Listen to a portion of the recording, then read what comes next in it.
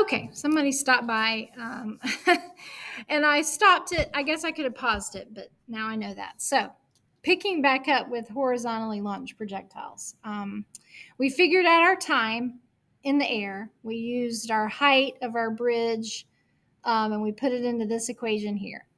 Now we want to know how far away from the bridge does it land. That's our range. That's our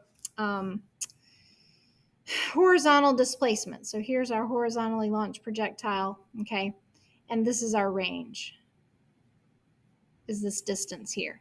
And that's taking our horizontal velocity, multiplying it by this time that we got. So that's going to be 4.5, yep, 4.5 times 2.1 is what we got for time, okay? So that's going to give me 4.5, oops, clear, 4.5 times 2.1. 9.5, okay, meters. Right.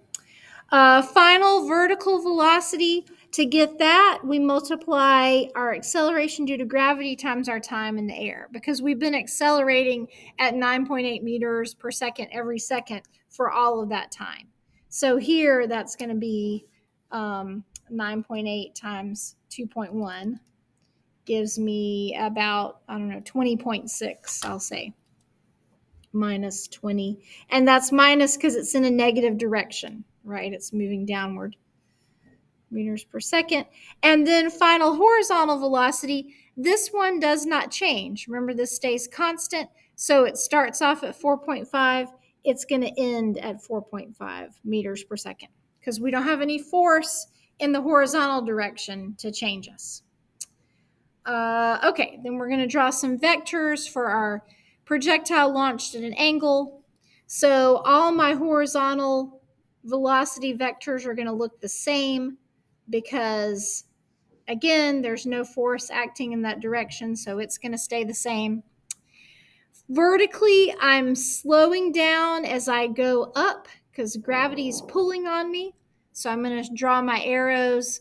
I'm moving in a positive direction, but they're getting a smaller magnitude because I'm slowing down. I'm going to hit 0 value at the top and then change direction.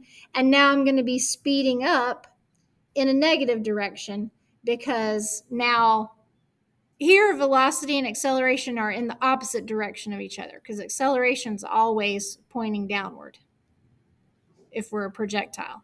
Velocity is upward because I'm in a positive direction here, but eventually I'm going to slow down, I'm going to cross over 0, and then I'm going to be speeding up because now velocity and acceleration are going to be in the same direction, both downward. Okay. Okay, so I'm going to stop there and then we'll pick back up with Newton's laws.